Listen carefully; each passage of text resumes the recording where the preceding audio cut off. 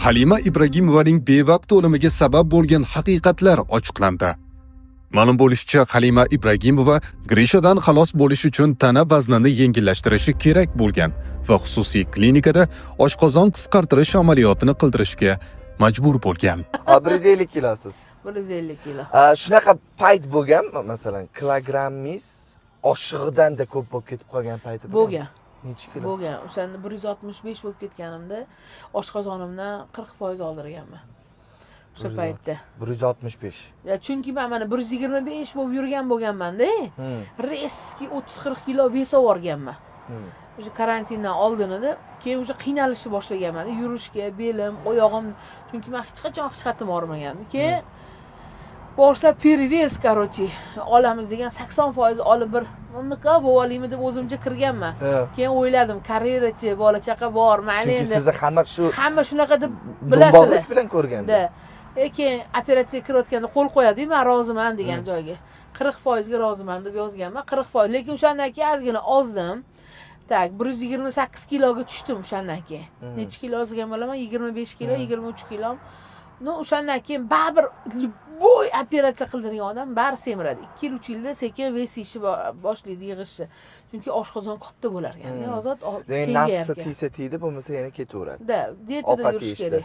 Doim dietada yurish kerak. Shunaqa. Qandli diabeti borligi tufayli operatsiya qildirgan joyi o'z vaqtida bitmay yiringilab ketgan. Operatsiya qayta qilinib, qornidagi ortiqcha yiringlagan qismi kesib tashlanganida esa teri yetmay qolgan.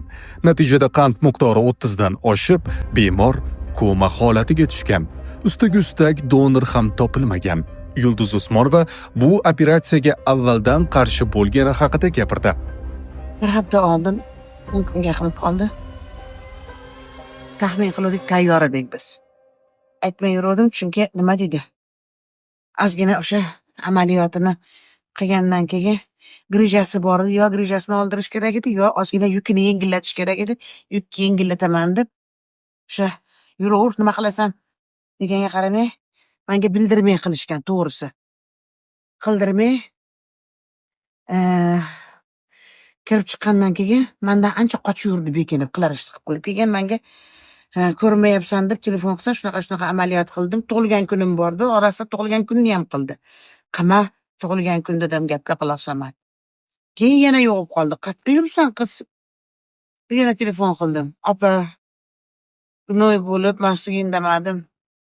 Abses deydimi, shunaqa bo'lib, boshqatdan qilinganda teri yetmay qoladi. 20 ga 50 ochib turgan. Ninaday joyda qancha keladi? Bitta go'shtni 5 minutga qo'ysangiz nechta pasha keladi? Bu ochiq joy. Ozgina shunda huzursiz bo'lib, azob yeb, qo'rqib ancha anana qildi, lekin endi u emas, bu emas, mana shunaqa ajalagan kun chetgacha ekan. Shunaqa bo'lishini baribir taxmin qilib tayyor turganmiz. Shu teri yetmayapti degandan keyin ham donor topilmadi, menimcha ishmadi opalar. Lekin bugun ertalab tikilish kerak bo'lgan-a? O'sha tikilish bugun o'sha sal usti qoti ham sahari baland bo'lib ketgan. 30 sahari. Endi shunaqa bo'lib, sahar davleniya baland bo'lib ketgan, gemoglobin past, sahar baland. Bu ham bir Allohning anaqasi. Endi nima bo'lgan taqdirda ham Alloh rahmat aylasin, kun chekkacha ekan. Menga ko'pchilik ta'ziya bildiryapti, rahmat, lekin sizlarga ham bildirmoqchiman. Bu bitta men emas, hammamiz hamkasbimiz bo'lgan. Mendan ko'ra ko'pchilikka foydasi ko'p tekkan. Ijtimoiy tarmoqlarda Halima Ibragimovaning reanimatsiyada yotgan videolari ham tarqaldi. U 7 dekabr kuni tongda operatsiya stolida jon berdi.